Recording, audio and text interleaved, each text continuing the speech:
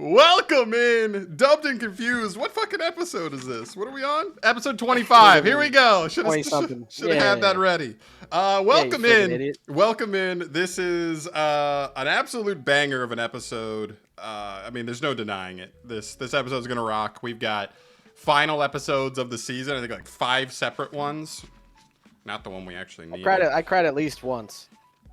Yeah, there we go. I cried thrice, all in the same episode. So we'll get to that. Is it the same one I'm talking about? We're all talking it's gotta about be. then? It's gotta be. He's gotta be. Yeah, we all know what it is. Yeah. A lot of tears this episode. Chill, okay? Let me explain myself, okay? I cried twice that episode. This episode's jam-packed. We're gonna have to get rolling quick because we got a lot of stuff to get through. Not only do we have like the whole slate of 6 episodes to go through, actually 7, because we watched the first episode of Agents of the Four Seasons. We'll be deciding whether or not we keep that or cut it. We'll get there. We'll do that at the end. But we also got to finish up all the shows from this season, and we're going to talk about the shows we're hitting next season, at least what's definitely in there, what's definitely cut, and what is on the fringe, we'll call it, and what is going to have a chance to make the cut overall. Chris, Laptop, how we feeling? Fuck you. Let's get rolling, Daddy-O. No dilly-dallying here. Let's get after it. All right, the boys are smiling. That's all that matters to me. I don't hear anything. I actually muted them. I'm just just looking for smiles. All right, Jujutsu Kaisen, episode 59, the last episode of this season 3, part 1, technically. Yuta versus 3 absolute beasts. What an episode. This episode is 0 to 100 from the very get-go, and this is even an extended episode. It was like 27, 28 minutes instead of a normal like 23-minute episode. It did not stop the entire episode. Man, what a feast for the eyes. They really went crazy to finish this season with this episode. We hadn't even really seen Yuta in like 10 episodes, and then they throw him in here going absolutely ham.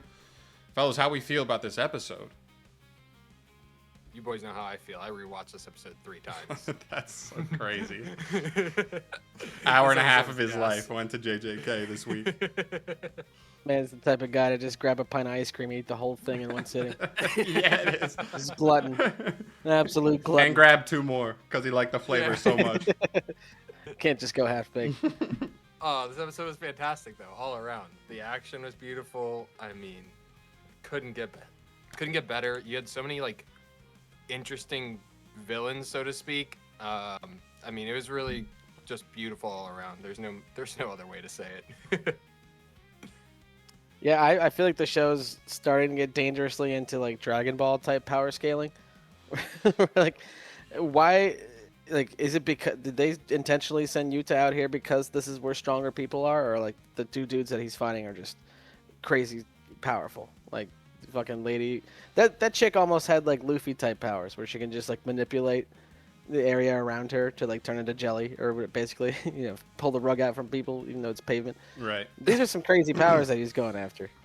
Yeah. And he bodies them both. Oh yeah. Yeah. Like, we knew he was strong, but like, how strong is he going to be at the end of the day? I mean, even the bug spirit, curse spirit, was like pretty fucking strong. He basically had like an army of bugs that he could just throw at people. Yeah. Now he looked like child's play, Right. It was a nice touch recycling it back in for the whole domain expansion moment. That was fun. Yeah. I thought that was really cool. I did not see that coming. I like it. I have like a love-hate relationship with the domain expansions because the ones that are one-hit kills, I'm like, oh, like you just needed to do this and now the fight's over. But like This season, we haven't had like a single one actually. Like, I guess we had Higuruma's like legitimately hinder Yuji, and like that's basically why Higuruma could have killed Yuji right then and there, but he chose not to. But this whole season, we had 5 domain expansions, and none of them killed anybody. So I just don't like the powers that like just completely like win, like auto win. But yeah, you have to have some auto win for a moment like these moments to feel better, when like the triple domain expansion, you're like, what's happening, and then it gets kind of dispersed. If you do that over and over again, I'm like, are we ever gonna see an actual domain expansion like work again? Yeah, because it can't work every time. Right. So still really sick. Man, the villains in this episode, you know, there's an argument that what is his name? Ishigori. He's not even really a villain. He's just kind of a dude who just wants the fight of his life, basically. You know what I mean? He's just chasing after that moment he believes is real but has never experienced, of sweet ecstasy, like just exchanging hands at the, you know, exchanging blows at the highest level. He's never had dessert. The man just wanted some dessert. He didn't even know. He didn't even know what dessert tasted like. He said, "I've never even had the full meal," and then it surpassed his expectations so far that he was like, "This wasn't just a meal that filled me up. That you gave me dessert." Right. Oh, yeah. So good. And hopefully, you know, hopefully that's not the last time we see him. Honestly, because what's the point of reviving all these people? I get it. Like, you're trying to show like Yuta is A, smart, and B, actually somewhat sympathetic, because like obviously he's not trying to kill these people, but he wanted them points. I'm not gonna lie, I almost thought that this was going to be, because like earlier this season when Yuta just kills Yuji in 5 minutes, we were like, oh fuck, and then they revealed pretty quickly he was just like, nah, I just used my reverse curse technique, brought you back to life. Like, it was just so that the you know, the higher ups thought you were dead. Yeah. That was the first and only time I felt, oh damn, Yuta's a stone cold killer. Right. Yeah. And I thought that could have been it here, because at least like he had a connection to Yuji in some way. And so I thought these people might just, these guys were, you know, they're reincarnated old sorcerers. He's like, I got no connection to them. Like, I'll protect my kind, but like my peeps, but like, fuck everybody else. They're done. Right. And he does revive them. And so, I don't know, like, it's fine. I liked Ishigori. I even wrote a note at one point where I was like, damn, rest in peace, Ishigori. Like you were a cool character. And then he revives him at the very end. I was like, oh, okay. Like, kind of conflicted on how I feel about this. Same.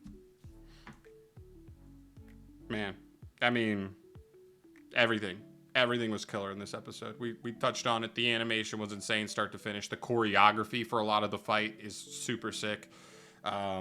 Of course, you have to finish a fight like this. I also, like, I don't know, Ishigori is my favorite villain throughout the whole episode. And so the fact that, like, they kind of brushed the other two off, like they weren't as relevant, like, not as relevant, but not as strong, was cool. Yeah. And of course, you got to finish a fight like this with, like, flipped it on you at the last second, almost exactly like Megami last episode, where he had the demon dog waiting in the shadows, like, the whole time. You know, he kind of, he uses her power to flip his you know, laser beam into the air and flips it down on him. Is sick. It's always sick. They do get repetitive sometimes. There's those, of course, he's gonna flip it on him in the last moment, but they're still sick in the moment. Well, that's kind of why I'm hoping that, like I said, this isn't the last time we see these characters. Like, I almost wanted to come back and bite him in the ass, because like they made it a big deal that they were figuring out what his fucking power was. And eventually they both came to the conclusion that he has copy. And so, you know, I feel like they should use that against him at some point in the future, since he let them live. I'm assuming these characters are done being the opposition. I'm assuming they're either going to help, or we're just not going to see them that much. You know what I mean? They're just going to be like, I'm going to take my L and go. Like, I gave him all my points because he earned them. But like, I should just be. That is the predictable outcome. Right. They're just at least Ishigori, I fully expect to just be like, you gave me the meal and dessert, and you let me live. Take my points. You earned them. Like, I respect you. Not, I'm gonna kill you for revenge. Right. The chick might be pissed. Yeah, she could be. Hopefully. She could be. But I think maybe in the same vein, she expected him fully to just kill her and just leave. At least even leaving her alive is like mercy, and who knows? Who knows? But Yuta can handle her, no business, no problem. Like, nobody's worried about that. Yeah, because he wasn't even 100% through most of that fight. Yeah. No. Yeah, for sure. Really funny moment when the pink-haired girl uses her power to make Rika hit Yuta. I was like, oh, you fucked up. I get it, like, cool move, and like, oh, I made you hit your ally. That's not That's not. You messed Not up. Rika and Yuta. You messed Yeah, up not because now Rika and Rika's Yuta. gonna lose her Right. shit. Well, that was when like her Yeah. forehead opened up with the eyeball, right? Yeah, she gets like Or was that extra after mad. that? Yeah. She had kind of just been Yeah. doing, just doing her job, and then when that moment happened is when she kind of like got like pissy and like went Like you full did, bitch. crazy spirit mode. Yeah. Yeah. How about quote of the week? No question. Chris knows it. I know No he does. question. I wrote it down. Can it dick cheese Yep. is Yeah, crazy. Crazy. I also wrote a lesser one from this one, but it just caught me off guard where he was like, "Did you know that these cigarettes have a slightly sweet aftertaste?" And it was just like the most random thing to insert into the talk about them. I had lost it when that came up too. I love it. Ishigori's great. I'd love to see more of him. Oh yeah. Also just Pompadour cannon. Their powers are so cool. Like and they say it in this episode. His power is so simple, so basic, but like sometimes that's a thing. Like sometimes just it's like a NBA player who can just drive to the basket and dunk on you every time. It's like giving the Shaq the ball in his prime down low. It was like, I don't care if it's simple. You know exactly what's coming. Sometimes it's just too good at what it is that you can't stop it anyway. Sometimes it's better than being versatile. It's just having a complete dominant force, even if it's simple. So that's sick. Yeah, I mean, The ring. Here we The go. ring scene. Oh yeah, the ring is cool. The ring scene was awesome. Fully How explaining. He has like Yeah. he has like full control over Rika essentially, and they're like fully connected or whatever, but he only has it for 5 minutes. Man, that scene, I've seen so many memes from that scene specifically. Yuta's I gotta say, so strong. I'm a little more kind of like, it was cool and all, but I was a little bit bummed out by the 5 minutes thing. I was like, what? Like I thought you two to be a little stronger than that. 5 minutes doesn't seem like a very long time. I mean, I guess if you think about how fast they're moving, maybe, Fights are, yeah. like how fast this stuff is happening. But like, I don't disagree. If these guys could push Yuta and Rika to their 5 minute limit, where like basically like after that, if the opponent was still like raring to go, like the only reason he kind of won was like on not necessarily a last ditch effort, but like they were kind of drained at that point. Yuta was. Yeah. Right. It does make you think. Like Yuta said, like he'll be the one to whatever save Gojo, defeat Sukuna, like basically. You know what I mean? Like an episode ago. And I'm like, dude, I don't know if you're like Sukuna's going for more than 5 minutes. Right. So It felt like he kind of struggled with time. these two. He's- We're gonna he's- end up looking like chumps next to some of these other bosses coming up. I think there's just different tiers to it, and while Yuta is fully like an S tier sorcerer, there's just like double S tier. Special grade. Oh Yeah. yeah. Yeah. Yeah. There's for just sure. like, you know what I mean? Gojo and Sukuna are going to be double S tier. They're just they can do what Right. they can fight on the level. Like Yuta can box with those guys for 5 minutes. When that 5 minutes up, Yuta has to tag somebody else in. Or Gojo and Sukuna might be able to go for much longer than that. He reaches the peak. Yeah. I just don't think he's putting any of like either of those characters down in that time frame. So I'm excited to see though.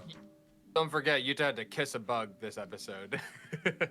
That was nasty. That was gross. That It's so gross. was It's real so nasty. gross. I'm not gonna This lie. all just makes me more excited for Yuji's eventual glow up, even though he's already badass right now. But we know he's gonna Yeah. get more strong, so I just can't wait. Yeah. Speaking of Yuji and Takaba running at the end of the episode. I didn't even realize they didn't even show Yuji and Takaba even meeting, but they're already moving Nope. together. So They're moving together already. Love it. Yeah, so. that Something- seems like a something for pair next that would season. work.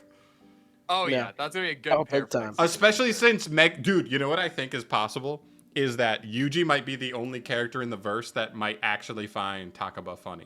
We'll see though. Like that one I think Yeah. would be like really Oh, good yeah. Like chemistry. what is Yeah. gonna happen there? Like, is that just gonna amplify? Right? Just do his powers get even Right. stronger if anyone else actually believes? If they Yeah, actually right. find it Oh my funny, gosh, yeah. that'd be insane. Godly. Jesus. That's gonna be so fun. All right, cool. Scores for this episode because we gotta get rolling. We already did a good chunk on this one, but it deserved it. Don't even need to 9.8. ask for mine. Yeah. I'm 9-7 on this one. Yeah. Yeah. Yeah. Fantastic. 9. Mwah! What a send off. Thank you for your service, JJK. We will see you in a year or two for the next part. But thank you. This was phenomenal. Let's move on to the next one. Freerun, episode 38. This was also the final episode of Freerun for the season, I believe. They kind of do the same thing they did. This is just a classic Freerun episode. You know what I mean? There's nothing too insane here. It kind of breaks up into two parts. Yeah, they break it up into two parts, and they're helping people two different times, right? The first one is helping Gen and his bridge, because there's a bunch of like big nasty birds that are attacking anybody that tries to cross it. And yeah, Freeman shows up. They take care of the birds. Of course, Gen is somebody that she met with Himmel and the rest of the squad in her past adventure. Cool. And then the second job is the Holy Snow Crystal job, taking care of the wolf boss that was kind of haunting that area of crystals. How we feel about this one? Shalhoub? Love this episode. Yeah, I mean, I love me a good bridge. That's all I gotta say. Like, Gayan and his bridge was fantastic, and the whole backstory of it too, and him also rebuilding his village at the very end. Incredible craftsmanship. Oh my God, incredible craftsmanship, and like such a necessity too. Like comes out that across that big ass canyon. I was about to get annoyed because I was like, damn, they're gonna have to go all the way to this whole other 2-week journey to another city where they're gonna have to fucking get ferried across somehow. And then this was just a nice surprise, I'd say. Yeah, a nice fork in the road. It definitely seemed like they were setting up to just be like a plot device where we need to send them down this canyon and then they're going to run into some trouble or whatever. You know what I mean? Right. Oh, yeah. But they kind of subverted that a little bit. Of course they had to do it for the pancake flipping spell.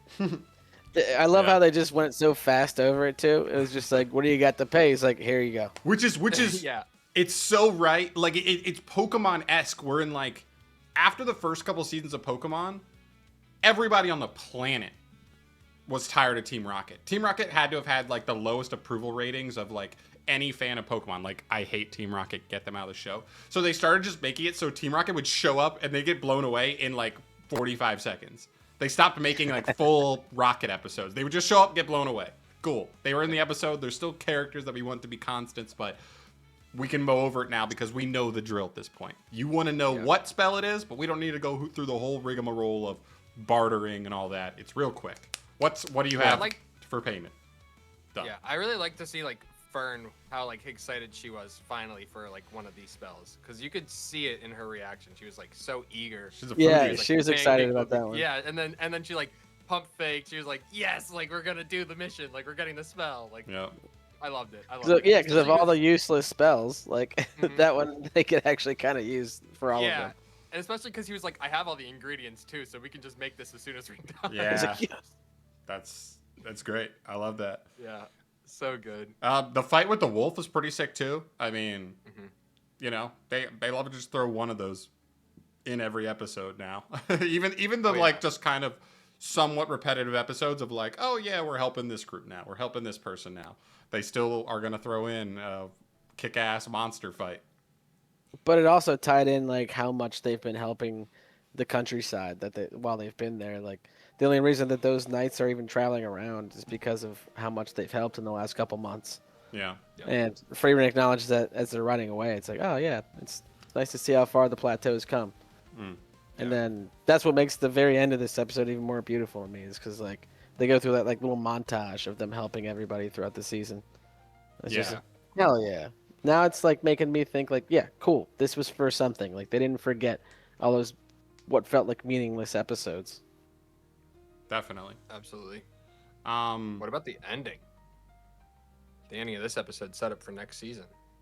Right. Denkin. We have Denkin and his Golden Land quest coming up. Who the hell is Denkin? Denkin's the old mage with the glasses. Okay, we talked about this. When they showed him last episode, they showed him at the very beginning. They showed him at the beginning, and that was it. And that's all you see. And then now they kind of resolve what happened at that episode, but also set up for next season. Super interesting with him, because you kind of learn that was his land, his homeland that got turned into this golden land or whatever. And I guess he's going back to save a loved one's grave or something. It made it seem like. Could be. I feel like they're really setting that fucking series elf up to be the main or antagonist in this show. That Because would they be just really keep mentioning her interesting. in the most sketchy times. Like, it Yeah, seems like she's always Yeah. plotting some bullshit. I can't tell. Yeah. I can't tell if she's just stern because she's 4,000 years old, or if she's like, you know what I mean. I don't know if she's just numb because she's that old, or if she's like actually an asshole and like Yeah. a bad. Hard to say. So I don't know. I don't know because we keep, every once a season we'll get, just some demon antagonist, bigger demon antagonist. This season was Revolte, but I wouldn't be shocked if they try and flip it back on us and like the final boss is actually an elf, not the demons. Yeah. I think it'd be insane. I wouldn't be shocked if that's where they go with it, just in general, actually. Just like they have set up the demons in this sense where they're like animals, not in that, like they can talk and everything, but it's like that they can't help themselves. They have to kill humans. They have to be awful. I They wouldn't have be to show their like overwhelming strength. I wouldn't be shocked if like the final plot of the series is like humans and demons learning to live side by side as a, you know what I mean, bridging that gap. I don't know about that. What I definitely wouldn't be shocked about is, like I said, that other elf pulling all the strings. I think that she's the main bad guy, and I think that it's gonna end up being because like she's just bored because she's so old. She's like, I don't fucking have anything else to do. Could be. It could be. Potential. I could see both. Both can happen. It doesn't have to be one or the other. But All of these things can happen, yeah, but it's gonna be fun to see where they go with it. yeah. All right. I also like to point out real quickly, season 3 is confirmed for Freerun. However, there's only enough source material for like 12 or 14 episodes because the mangaka is in the hospital currently. So Freerun manga is currently on indefinite hiatus. Damn. Okay. So I mean, it might be the last season for a while coming up next year. yeah, just fine. I mean, Freeman's great. But like, the plot this isn't was a why good you're one. there, so it's not like we're sitting here going, we gotta find out what happens. It's just kind of like, yeah. When they give it to us, I'll watch. I'll continue watching this laissez-faire journey. Oh yeah. I was 9 flat on this episode. Not over the moon, but like it made 9 for me. Where you guys land? I was 9 flat as well. It didn't quite make 9 for me, but it was an 8. Yeah. I Strong thought about it, but then part of it was like, maybe I bumped it a little bit because I was like, but it is the last episode, and so I'm thinking of it a little extra fondly because it's like the last time I'm going to see Freerun for a minute. I honestly forgot like 90% of these episodes we watched this week were the last episodes. Some of them a I was little just harder to watching it. tell, you know? Yeah, some of them were harder to tell for sure. All right, moving on to the next one. We have Sentenced to be a Hero episode 12. I quite liked this episode. I thought this was a better Sentenced episode. We get the Rhino reveal that Rhino's been dead, and the Rhino we've been seeing has been being controlled by one of the Demon Blythe. He kills Spriggan in this episode. I mean, piggybacking on last episode with how these villains be dropping like flies. Spriggan, who we thought was like the bigger bad of the villains, drops in this episode. Kivia confronts her uncle. I thought that scene was awesome. I thought that scene was sick. She confronts her uncle. Her uncle basically kind of does that thing that you'll see in these types of scenes where they're the villain. Someone's being like, "Are you a villain? I've trusted you. Are you a villain?" And then they prod them a little bit. They poke and prod them to be like, "Can I sway you to be on my side?" And as soon as they find out, no, I'm going to try to murder you right here and now to keep you quiet. And she ends up killing her uncle. She ends up going to, being locked up because of it, because he is a high priest or whatever. And where we left off, it seems like if she doesn't get rescued, Kivia is going to be the next hero. She's going to get the hero sentence. And apparently the last one, because they only have enough bandwidth to only do one more hero. Yeah, that was interesting for me because I was like, the first goddess is the one who makes all the heroes. Yeah. And we've seen 7 now? We've seen Or 7? Or 6 now? 7 of the goddesses? heroes. Oh, No, heroes. heroes. Oh, okay. And she only has I the was bandwidth gonna for say- one more. So yeah, I was like, that's really interesting. Like, and I knew, dude, when they put Kivia in jail, I was like, of course they're gonna make her a hero. I was like, they're gonna sentence her to a hero, like it's gonna happen. Especially when they found her in the room with just a bunch of dead bodies around. Yeah. Yeah, to me, this episode set up two very interesting points that they could go in moving forward. Obviously, Kivia becoming a hero is interesting for a lot of reasons. It makes me wonder, like, how are her because we've seen her relate to her troops throughout most of the series. How are they going to explain them just being like, oh, our captain was a fucking heretic or whatever, and that turned into a hero? Like, they're supposed to forget about that? These guys were just pledging their lives to her. So I wonder if that is going to take us into like some kind of flashback or summary of what happened to fucking Xylo's troops, because you'd think that he would have had the same relationship with those guys. What happened to them? Do they end up just killing all those troops that are super loyal to this person? I wonder if it'll give us more world building, I guess, is what I'm saying from that moment. I think it might be closer. I don't know if they'll kill them off. They could kill them off fully. I think it might be almost similar to Kivia in that when after the scene is after she kills her uncle, they have that scene where they're kind of interrogating her, and they're not really interrogating her. They're basically giving her a chance to say she'll keep her mouth shut, and because her moral compass is too on point, she refused. She kind of is like, no, I know what I know. Like, I saw what I saw. Whatever. Right. They're just like, okay, got it. You're either getting the death penalty or the hero penalty. Yep. I think it'll be something Also, like that for her mates. Like, if you're willing to be like, yeah, we saw signs of like her, maybe getting weird. But if they're like, no, like our captain was like the best, they'll cut off. Yeah. Yeah. I thought it was interesting that in order to become a hero, you have to kill yourself first. Did you guys notice that? They said that in the, I guess in the scene where he like hands her the knife or whatever at the very end of the episode, pretty much. No, I didn't notice that. Essentially, she has to like kill herself and then get revived by the goddess. So it makes me wonder what memory loss you have on the first death. That's a good question. Because we know that there's going to be some sort of alteration to your sense of self. So what happens on the first death entirely? Yeah. And I mean, who knows? Because Xylo has definitely been a hero. We haven't seen him die other times. We've seen him get gravely injured, but it appears that he has a very good sense of self still. I've always assumed that Xylo hadn't even died once yet after becoming a hero. Yeah, that's what I assumed too. But yeah, it just made it really weird with like how they become heroes, I guess. I'm really interested to see like more about that coming up in the future. I also at this point feel like there's no question that one of those like ultimate high up priests that like whatever they're called that are like the ones who sentence people to be heroes and shit like that, totally compromised by demons, if not one of them.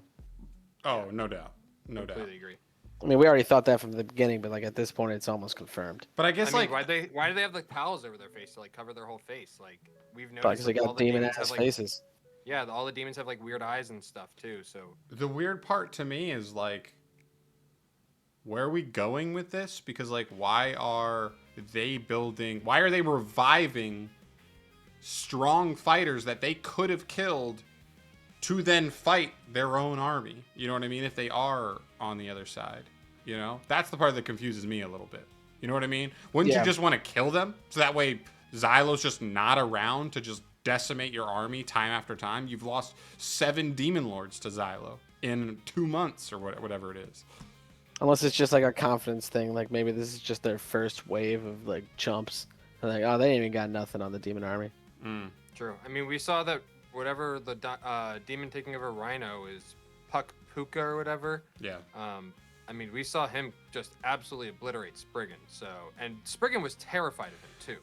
Yeah, I'm very curious of what he showed Spriggan, because they kind of showed just from Spriggan's point of view, or not Spriggan's point. They show from Rhino's point of view, so you can't see what he did. But whatever he did, whatever he transformed into, Spriggan was like, "Oh fuck, that's something else. Get me the fuck out of here." So I'm really curious what that is.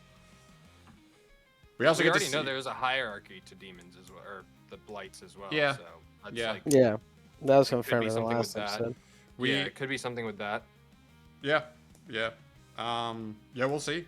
The last thing is we do get to actually see. I think this is maybe the first time outside of Teorita that we've seen another goddess in action, and this one's like kind of a broken one, not in a combat sense, but it's kind of broken in like a tactical sense because she can basically she is just like an infinite info broker. Basically, she can basically get you like whatever information you need. Yeah, she's interesting. She's for cool. sure. Yeah, she's cool. I'm interested. I like that take on it because I was kind of like we've gotten, you know, we've heard of the poison goddess. Interesting. Obviously, Teorita's more of a blunt force, like just, you know, combat goddess, and now we have one that's like shouldn't even be on the battlefield at all, kind of one, but can do a lot of work behind the scenes for sure. Yeah, I just want more world building at this point. Yeah, I wouldn't me even too. mind like a full, just context dump episode like we had in JJK. Sure. Yeah. I'd be curious on that. Yeah, all in all, like, man, the Kivy and her uncle scene, I love so much. I gave this episode a 9-1. I thought, Wow. like, that scene to me, maybe the best. Well, I know it's JJK this week, but like, like that scene to me, I thought was like phenomenal. I was like on the edge of my seat, like curious what was gonna happen. It was a really good scene. I didn't go that high for it this week. I went 8.4 for this one. I was 8 on this one too. Okay. Good Hey, one though. yeah, Very good. good one. Yeah, very solid episode. Solid episode, eight. solid finish here for Sentenced. Thank you for your service, Sentenced. We will see you in season 2. Yep. Oshinoko, 35. 50-minute episode. Shit goes crazy. I loved it. The big stuff in this episode. We got some things that we had been hoping for all season. We talked about it all season. Firstly, we get context for Ruby and / Serena's past life. Like, not just, oh, she was a sick girl, because that's really all we had known. But we get, like, full context on the whole situation. The fact that her family, basically, when they got the news that she was never going to make it, that they just basically stopped showing up, which is so fucked. It's so fucked. It's crazy. And then had a new family. Yep, and then got a new family, you know, almost immediately. Basically, based on the age of her children, like, kind of turned over and made a new family, like, immediately. It's insane. Aqua and Ruby finally find out that they are who they are, or reincarnations of who they are. Thank God. We had said that so many times this season, being like, how have they not found out at this point? Dog, Right. I've been questioning that for so long. They hung out It's so every beautiful. day for the last, I don't even know, however many months of Ruby's life in her past life. And, like, they got reborn immediately, and, like, it took them this long to find out that they were... Well, it's easy for us to say because we knew from the get-go what was happening. True. Like it True, makes you but- wonder, like if you hadn't known already. Yeah. It's also really the interesting audience? because they do say in the episode, like, Aqua kind of was picking up on it initially. Well, yeah, because he's a small like motherfucker. they both did say that they both knew that each other was reincarnated. Yeah, I listen, I Which- get it. Like, I have a sister, and we're not that close. You know what I mean? So I could see a world where, like, because we're not that close, I could see a world where, like, if this ever happened, I could be like, yeah, I've just never really wanted to talk to her about it because she might just think I'm a lunatic and it's not even worth it or whatever. We're not that close. We don't have that kind of relationship. But man, whatever it is, I'm happy they're there now, you know?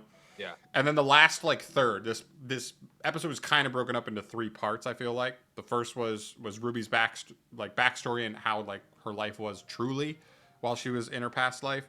Aqua and Ruby finding out and kind of mending that relationship. Now they're on the same team again. And the last third, which was Miyako's backstory, which is really cool. She's a character that's been in the background the whole time. Yeah. The whole time. We So, like, can't- actually... We can't skip how weird the Ruby and Aqua We're not. dynamic I'm still becomes. going over the. I'm still going over the big points of the Okay. of the episode. Oh yeah, Okay. I wrote that down too, Shalene. Don't you worry. I wrote it The down. lab setting scene. Oh. Yeah. All right. Yeah. There you go. No, her backstory those are was really sick. I big did like things. it. Oh my god. All right. Yeah. Where do you want to go? Like, how we feel about it overall? So we all cried on the reveal, right? Yeah. Yeah. Yeah. Yeah. Definitely Yeah. cried during that. That one was tough. Man Holy enough to admit it. cow.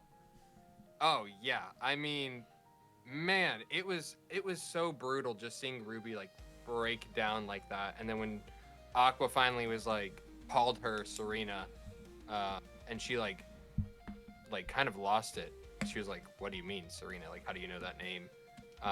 And then the big reveal. I mean, holy cow! I mean, so emotional. Yeah. Yeah. Yeah. It almost felt fan servicey, but I don't even care. I don't even care. I know. We wanted it. They gave it to us. We can't complain have too it. much. Yep. I think Um, they did it in a great way too. I mean, in a 53 Yeah, I minute think so. episode, yeah, that's like the perfect time to do the biggest reveal. Yeah. Not even not even just showing Ruby's backstory, but also like before we even got to that, Aqua like accidentally basically running into her mom and being like, "Wait, what's your name?"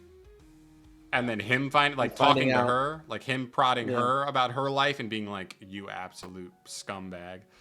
It's Yep. like you actually are just a piece of shit, huh? Yeah. Damn. Yeah. Yeah. I understand the thought process of like it can be hard to deal with, like finding out your child is not going to make it, but like there's the reason you're the adult and they're the kid. Like that's, you know what I mean? It's fair if they want to give up, but like you need to give them the best last couple months of their life, you know what I mean? Or it Right. just- And then to just pretend like she doesn't even exist afterwards.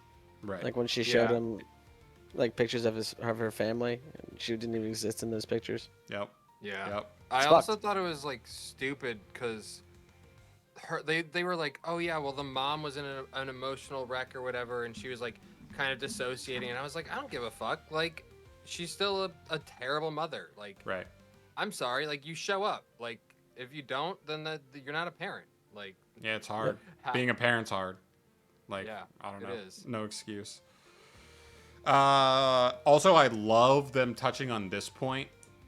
They haven't touched on this point as much for Aqua. Partially, probably because he was a grown adult by the time, like when he died. But Ruby, like by all means, should have had an identity crisis.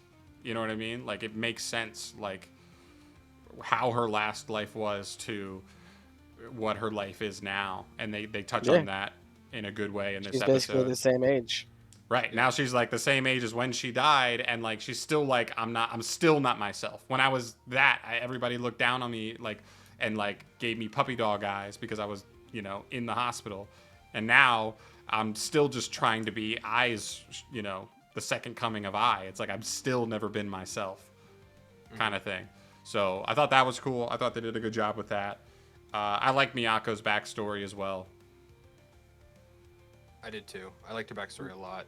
I thought it was really like tough too, considering the background where she came from, being a what was it, like a call girl essentially, and then into like a whatever I don't know. Like it was really weird. I don't understand fully like what her jobs were, but It sounds like she got Well, I think started she as like a was- model, but like it didn't really go to Yeah. the peaks she wanted or envisioned, and so she And just then- ended up being like kind of a, I don't know, not necessarily an escort, but like a girl who works at a bar who pours you drinks and hangs out with you. I don't know what they're called. And It's a call Yeah. girl, yeah. okay, call girl, yeah.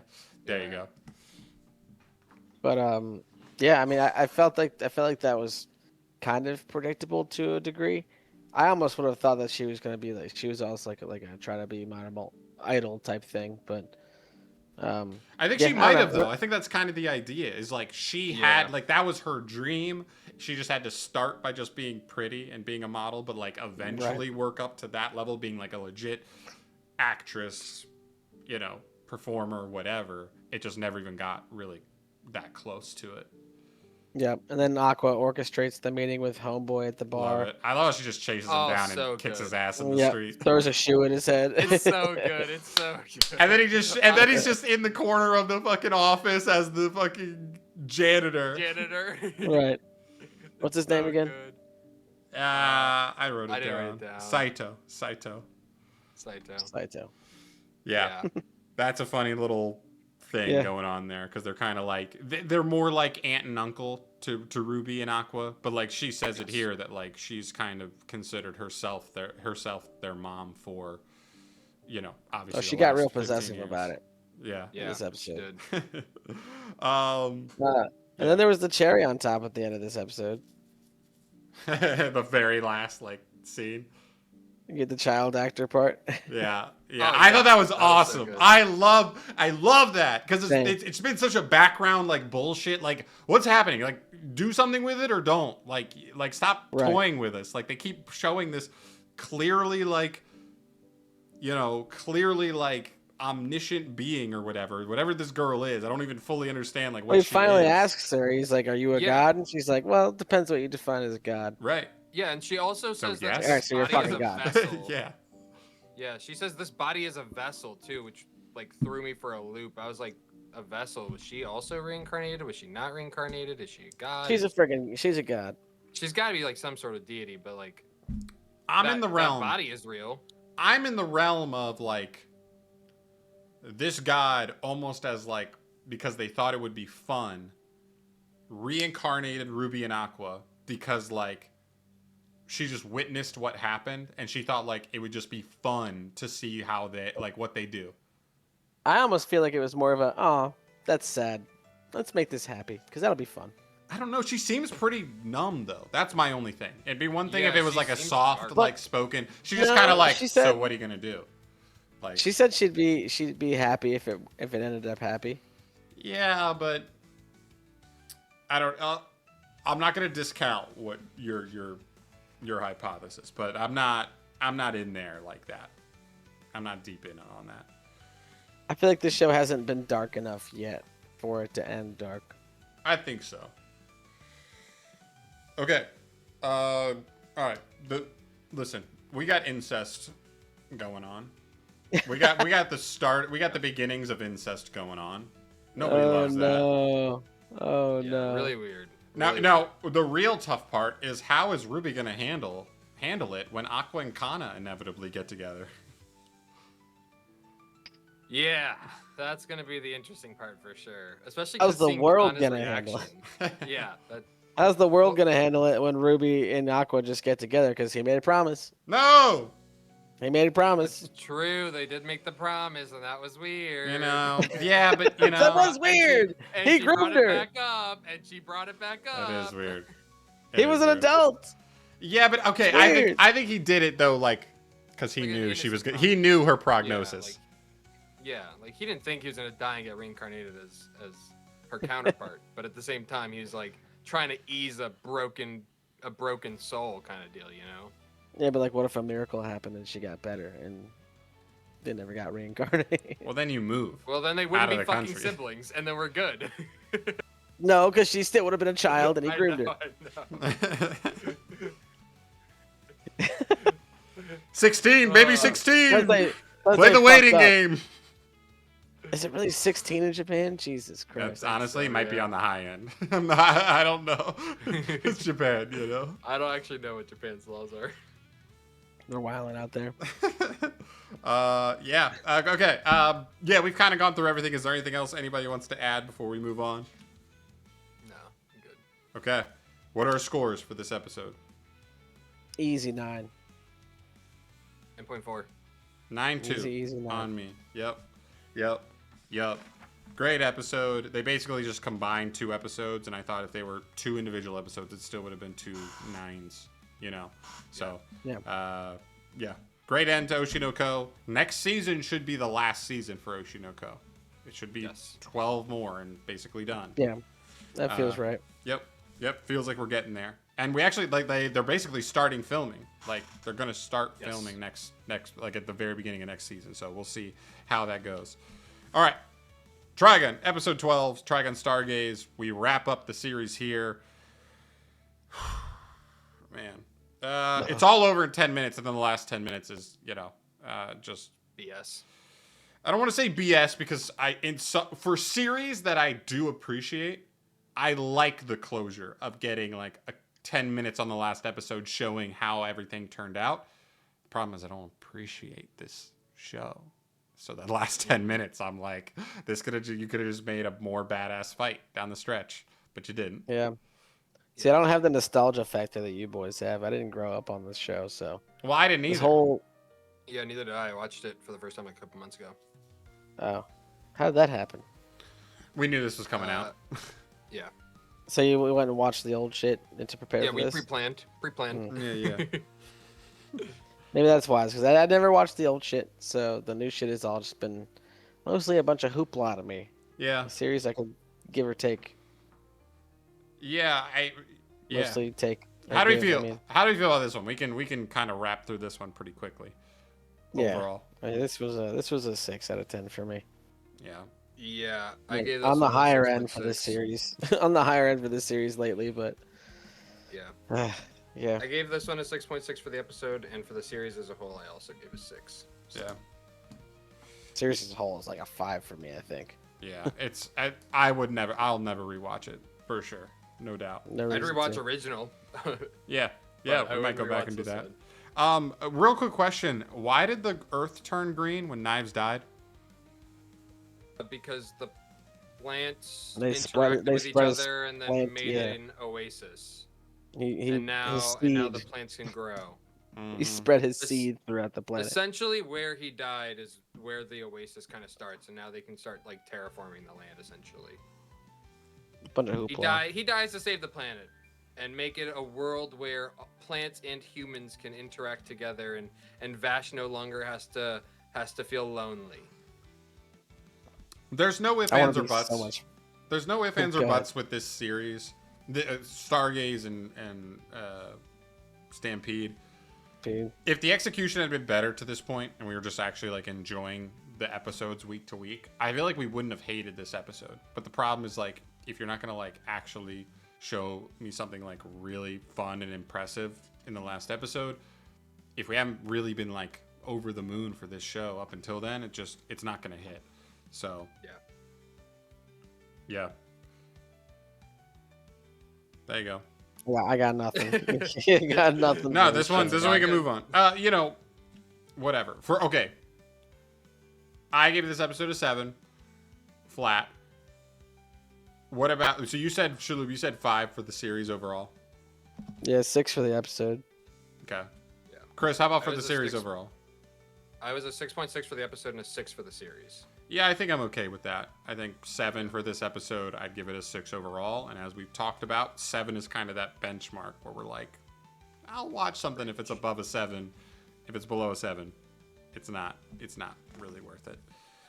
No. There you go. Trigun Stargaze. I try to base my ratings off of every anime I've seen. Yeah. You know, and it's like, if I'm gonna recommend 100 animes to people, I'm not sure that this makes the list. I'm not sure you've watched 100 anime, but I understand what you're saying. I have watched at least 100 anime. I guarantee it. Yeah, We'll make a list after Yeah, this. we'll make that list. We'll see about that. We'll check his My Anime list. All right, next We're up. counting movies. No, we're not counting movies. Get out of here. Next up, we got Fire Force episode, I don't know, 72, 73, doesn't matter. Who cares? 73. Who cares? Man, really wanted this to be the last episode. It's not. This Same. is like the worst show to blue balls. Ever. You know what I mean? Period. Ever. The worst Just show, that's the period. end of the sentence. Wow. Holy moly. I will say though, this is one of the better episodes of Fire Force this season. Only Was for it? humorous reasons, in my opinion. Well, Only because okay, we're- quality. Quality's definitely better in this episode. No Yes, doubt. I agree. Quality was better. I agree. But we are laughing at and not with this show. Yes. Correct. That's just always true. We basically this Cheater becomes a god. Yeah. Oh, his brother like, and mother cool. fuse inside of him. Gross. Well, that's Gross. Okay. Why are they naked? Gross for sure. Gross for sure. But I did like the little tie to the Soul Eater world. multiple ties to the Soul Eater world. Oh, this episode Sure. is riddled with ties because you have Excalibur is definitely Excalibur. Yes. Dog, no, Fool! he's not because he Or says idiot. and not fool. He That's says fine. idiot and not fool. He's learning. He's I wrote it down. He's I wrote adapting. it That down. no. Also, it pissed me off. You That- can't I just start with No, no, fool. no, you're you gotta go through him. Yeah, you're being a bitch. All right. I think that's I was just. I think that was a pissed. translation. pissed. I think it was a translation thing. He's got to find his favorite word, I think. But like, gotta go also, through a Soul couple. Eater's been out, so like, don't. It's not a translation issue. Like, just go look at the fucking source material. I know, but it wasn't. It wasn't They say fool translated. all around. It wasn't translated by the same people. I get it. Like if they did their I homework know, and they but went just, like, back and yeah, looked like- like they would do it right. Taking but, this like, series, Have you're some taking this fucking series too continuity seriously. in your series. No, you're taking it too seriously. We'll let No, this one slide. I'm aggravated. Also, the town when Shinra Bancho Man rebuilds that town, it is clearly the art style and the architecture of a Soul Eater town. So Yeah. clearly. They also do a Soul Resonance in this episode, the first ever Soul Resonance canonically, I guess. Yeah, and like you actually get good animation when Shinra's doing his final last ditch effort attack before he transforms when he's attacking Halmea. Like it actually looks good. These last couple episodes when he's like thrown out attacks, it looks like fucking bullshit. It looks like 5 out of 10 animation. This one they actually put more time into. And Shinra Bancho Man, I think his design is cool. I think like he didn't really move that much in this episode, but like stylistically he looks sick, I think. But that's really it. It's just stupid. Yeah, Like how we got here, it feels so dumb. I agree. I agree. feels The so power dumb. scaling stupid, but I guess when you open like that's kind of been a big problem for us. It's like when you just create a world that's like if you believe it, you could do it. Yeah. Like It's yeah, just I guess the if Shinra stupidest- wants to it's become a just- god, he can just choose to do that. I guess if he believes he can do it. That's Yeah. like what the world is. That's what this universe is, and it's like you're just gonna have stupid shit. That's why the power scaling is like insane. Shinra Bancho Man, I think, is like one of the most powerful like power scaled characters across anime, because he's just a god. He could just change reality at a whim. Which is dumb. Like Yeah, that's why I feel like Fire Force in like the anime category is like you put that in the kiddie pool and like you let it swim around in its own section. That's that universe. All the other animes exist in a different entire bubble of universes. Yeah. Yeah. Yeah. All right. You guys didn't have anything else to add here? No, it's Fire Force. I'm upset we have one more episode. I gave it Almost a a 6/8. 7 out of 10 for me. A 6, I there we guess. go. Yeah. I have a 6 as well. 6 flat. It's a high 6. Okay. High 6 for me. There we go. Cool. There we go. That's a good score from you, Shalhoub. Look at you. I think you like Fire Force. I think That's I a like stretch. Soul Eater, and I'm trying. Yeah. Okay. That's all the stuff. We're going to watch the last episode of Fire Force next week, but we did at least clear the other 6 shows out so far from last season. We got to talk about the first show from this season, Agents of the Four Seasons. We watched episode 1 because this was on our kind of fringe list of if we try it and we really like it, we could hold on to it for the season. We get this first episode. It's a full like intro episode of kind of like more. I think the most important thing is like introducing kind of the main characters and like the world. I think they do a decent job doing that. Where do we land on episode 1? I like this episode. Chris, Didn't Okay, love it, yeah. but I liked it. Shalhoub? didn't necessarily like it. It's very soft. I feel like the last 6 or so minutes of the episode tried to like snap someone like my attention spans back into it with like a little bit of a, I don't want to say cliffhanger, but like Yeah. this is how this world works type moment where I'm like, oh, Yeah. okay. Well, it gave me something to chew on, I guess, at least for the next episode. Because without this turn, it could have been like a 4 out of 10 episode for me. But I'm sitting at like a 6 out of 10, I think.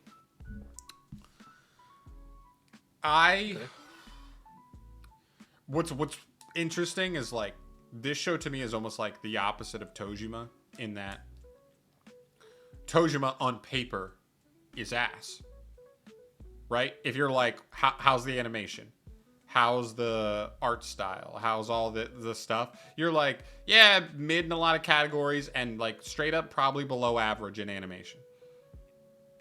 And then, but then you're just like, but it has that shit that makes you clench your fist and want to fucking do the rider pose. Yeah. This show, I think, is the opposite in that, like, on paper, you're like, the animation looks really good. The art style is beautiful. The colors are beautiful. The characters are nice and it's cute. This show doesn't have just whatever that thing is that's impossible to quantify that makes me want to say, yeah, I'm going to be excited to watch this every week. You know what I mean? If we're going to watch this for the pod, I don't think this show has that thing that makes me go, yeah, I'll be excited to watch this every week. It's about, for me, it's about like subverting expectations, right? Like we've seen a billion animes, like we know how they go. We know what most of them are going to do at a certain point. This one, I feel like, has already laid out its cards for the most part, with there being like one Joker in that hand. It's like, okay, something fun could happen here. Yeah. But for the most of the episode that we watched, it was like, for me, it's just not grabbing my attention. It's like we've seen this before. Like, this girl's voice is annoying. This is the kind of show that, like, if it ends up being a Violet Evergarden, by the way, that's the show that this same mangaka created. So shares a manga of a beloved series. So if it ends up being something that is like everybody raves, like down the line, I'll go check out and I'll binge it in a weekend. But week to week, I would vote it out. I agree. Of this season. I gave it. It's gonna be a tough list. And I even gave this episode a 7.8. Like, I didn't hate this episode. It wasn't even a full 8, but I was like, the quality's good. You know, it's cute. The characters are cute and everything, and the art style's fun. Very good color, you know, coordination on the episode, but it just didn't grab me. So the episode, just from quality, is nice, but it's just not going to have what it takes to pull me in. So I'm electing to cut. Sounds like we're all three on a cut for Agents. Yeah, I was a 7.5 on this episode. Like, it didn't fully grab me either, so definitely down to cut.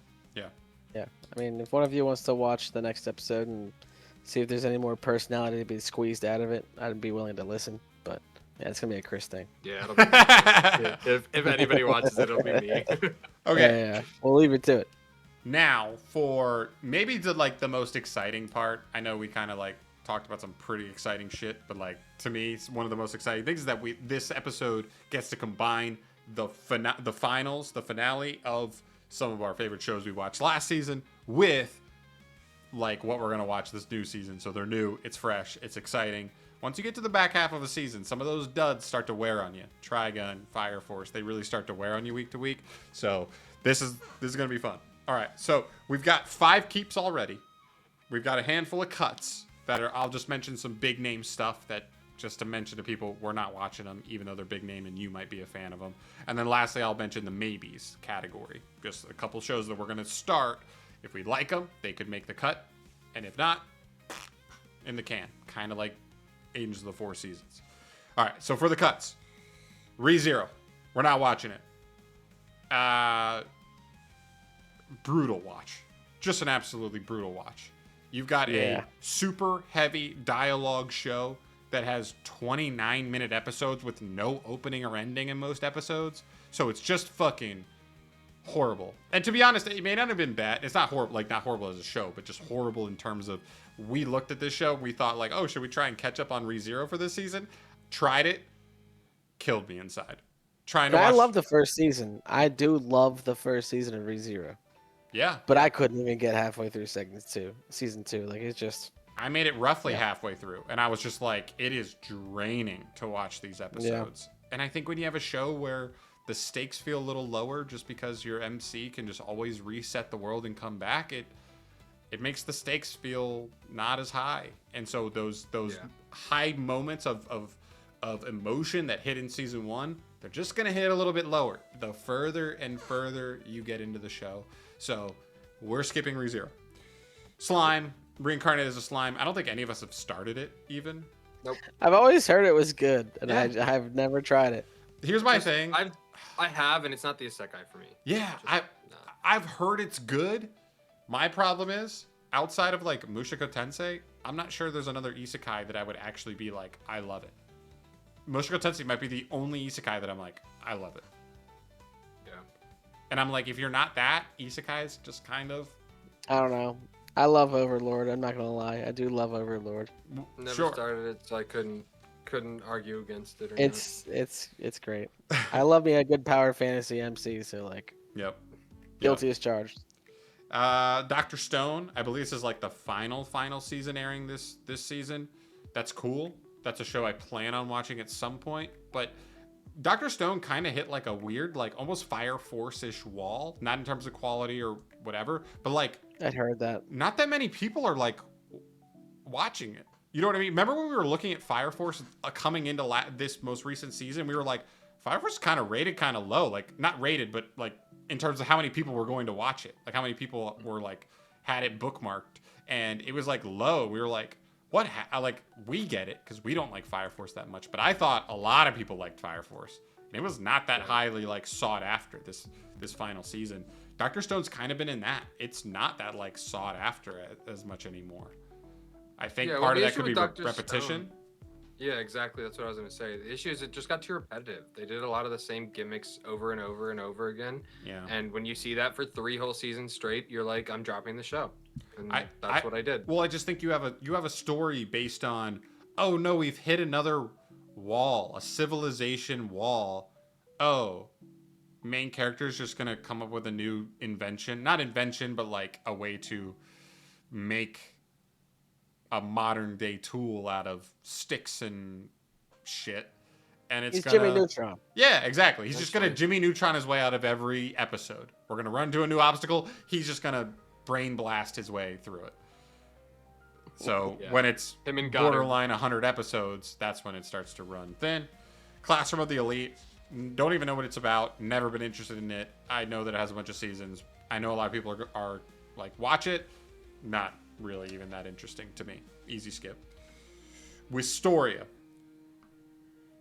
Wistoria to me on this list, red flag anime. Someone comes to you and says, I'm a huge Wistoria guy. I'm like, I'm leaving the party. I'm What out. the hell is even that? Wistoria, okay, so Wistoria is basically the blandest version of Mashal you can think of. Magical world, but the MC has no magical powers, so he just works his ass. He works out a lot, and he kind of uses just raw power and a sword to fight. And everybody's like, you're just a joke. You're not even a real mage. And then he beats them, and they're like, oh, fuck. It's that, except if, like, there was very little personality in every character, very little like intrigue in the actual plot. It's just the most generic version of that. Very high quality. It looks amazing. The art style is awesome. It's just the most vanilla version of that story. You know what I mean? It's also not, like, as Mashal, Black comical. Clover, all that stuff. Yeah, No, it's thanks. not as comical as Mashal, so it's like like it not just kinda comical doesn't at hit all. The same level. Yeah, Yeah. exactly. And like Mashal's comical, so like it kind of gets away with it. Yeah. But To me, a snooze fest. So easy cut, but it does have a fair amount of people like looking forward to it this season. And then obviously Agents. Those are the cuts. The definite keeps. We've got 5 of these. One Piece. Obviously, we're human. We're gonna watch One Piece. That's what humans I'll do backfire, in baby. 2026. Next up, Witch Hat Atelier. Here we go. This show, I'm gonna float it out there. I think this show could be the next Don to Don-ish show in terms of personality, or in terms of like popularity. In that, when you look at an anime season, you kind of pick the big shows, and you're like, that's a that season. This most recent season, you're like, that's a JJK Freerun season. You remember that? That time we got JJK and Freerun at the same time? This season, if Witch Hat hits, this is going to be like that was the One Piece Elbaf, that was the Elbaf Witch Hat Atelier season. It's got a legit shot to do it. It won Manga of the Year 2 separate times. And we've already seen the trailers, and the trailers look like incredibly good quality. So you've got quality combined with great source material. This seems like it should be a home run, hopefully. When does that episode drop? the 6th. The 6th. So we Sure. still got until after. You got like a week. Yeah. Drops We're not gonna on. be able- It'll drop We're not gonna be Monday. able to squeeze into. Yeah, drops on Oh, Monday. okay, nice. Diamonds of the Shadow Realm is next. That is the second piece of work ever animated for, I believe, for the mangaka that created Fullmetal Alchemist and Fullmetal Alchemist Brotherhood. So, yeah, there's a reason to believe that's going to be sexy. There's a piece of my mind that is like a little bit weirded out that it is like there's not a ton of people looking out for it right now, which is just weird to me because like I think if you polled every anime watcher on the world, Fullmetal Alchemist would be considered the best anime of all time. It's weird that the mangaka that made that is releasing a new piece of work and it's like 8th. It's ranked like 8th this season in terms of how many people are looking forward to it. I'm like, that just seems weird to me. I know it's brand new, so maybe not everybody knows about it just yet, but like, man, feels like it should be in the top 5, no doubt. Just off of the clout of coming from that mangaka. But I don't know. We'll see. That one's exciting. That one's in for sure. JJBA still well run. We don't have to really talk much about this. We watched episode 1 already. The release schedule is gonna be wacky. We already know that, but you know, we'll stick with it. Dorohedoro is the last of the 5. We're gonna watch season 2. Shaloub just caught up. Chris caught up a couple weeks ago. I watched it within the first year when it aired. Very grimy, grungy fucking show. Very Mappa. It is very Mappa. And I'm hoping because they waited like 5+ years in between season 1 and season 2 that the animation will elevate a little bit because they do that like slightly weird 3D style. So I'm hoping that quality is a little bit leveled up because that's Mappa. So I think there's plenty of reason to believe that could be the case. I kind of like their simplistic 2D style for most of the other segments of the I agree. anime. I agree. I like the 2D stuff. The 3D stuff sometimes can be icky. It's tough. A little tough. Hoping that's at least cleaned up. We'll see. Yes. Don't forget, Dorohedoro is going to be released in batches. Brutal. All right. I hate that. I know. Who likes that? No one likes that. No one. Maybes. The maybe category. We've got 3 shows left. We were going to consider Agents. We've already cut it. Marriage Toxin, new shonen style anime about, a poison master who needs to pass down his lineage, so he needs to find a lover to carry the seed. We'll see how that goes. It'll probably delve a little bit in romance, definitely delve a little bit in, action. The quality looks really good. First. What's that? I'd throw slime in there first. No, you wouldn't. You know how I like my isekais. Get out of here. This is Slime season 4. You're ready to just pound 60 episodes of Slime in the next week? Probably not. Yeah. Okay, Nippon Sengoku. These last 2 are going to be kind of fringe. They're low down there, all right? But I think they could be diamonds in the rough. Nippon Sengoku is going to be the most realistic show we've watched that we would watch all season. And Sengoku, is that what it's called? Nippon. Nippon. N-O or Nippon. N-I-P-P-O-N. Yeah. Nippon and Sengoku. It's a very realistic. It's a much more realistic world than really anything else we're watching this season. But I think it could have a lot of personality. I like the art style. It could have a ton of emotion to it. We'll see. The trailer at least showed that. We're gonna at least give it a try. And then Snowball Earth. Honestly, we were about to cut Snowball Earth from even being a maybe, but then we saw a post where it was 4 well-known mangaka that are just bigger names that have created successful work. We're you should check this manga out that's coming, this anime out that's coming out this season. It's way too low on the list. Give it a look because it's pretty good. So we put it back on. So we'll give it a try. We'll see how it goes. We'll put some respect on their names. Yeah. I mean, it's hard not to. You got 4 well-known mangakas vouching for it, Yeah. It looks like it has a little bit of the 3D that Dorohedoro does, but a little better than that. I'll be curious to see how much it's implemented. So. Did you boys write down exactly who the mangakas were that? You sent me the post, Chris, but I don't remember which manga which shows had sent it. But I could have sworn it was even fucking Miyagaki, who was the Dark Souls creator. I could have sworn it went past anime as well. This is kind of a mech show. I'm kind of curious on who it was too, but it's kind of a mech series. It's kind of a post-apocalyptic. So Right. I don't know. Maybe it's got some Gurren Lagann notes. It's supposed to be about friendship. I'm curious if it's going to be annoying friendship or it's going to be like not cringe. We'll see. The mangaka's so this one is a video game designer, Hideo Kojima. Kojima, that's what I was thinking of, not Miyazaki. Yeah, and then there's Hideki Anno, who's an animator and filmmaker for Evangelion. Okay. Kazuki Nakashima, who is a playwright and novelist, and he's the creator of Metal Gear Solid, apparently.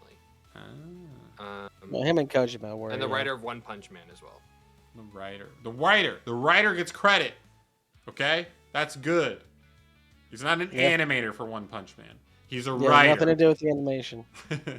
Yeah. The writer. The manga is good, and I'm about to start reading the manga because, goddamn, I have no hope left for the anime. Yeah, One Punch is gonna fall into like Berserk territory at some point. Just people are gonna be like, you gotta read it because it can be an all-time read. But that first season will always I know. stand the test of time, at least. I know. Just I a believe damn shame it. because that was Bones, right, for the first season, Yeah. I think. Me and Chris have gotten into, How dare into you arguments. move on? It's But yeah, crazy. there you go. So we've got the 5 locked in. We've got 3 on watch. I think we'll try to pick one, our favorite of the 3. The only world we do more than that is that if like 2 end up like blowing our minds and we're like, we just can't cut.